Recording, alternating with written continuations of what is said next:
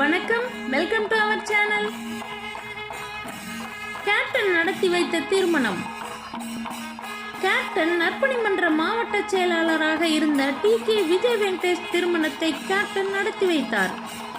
1997 April 14 உளவுத்துறை படப்பிடிப்பில் இருந்து விமானம் ரத்தானதால் கோவாவில் இருந்து காரிலேயே தர்மபுரி வந்தார் கேப்டன்.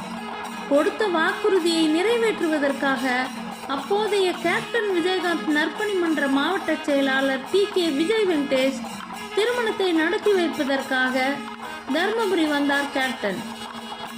தர்மபுரி அன்னை திருமண மண்டபத்தில் நடைபெற்ற திருமணத்தை கேப்டன் தலைமையேற்று நடத்தி வைத்தார்.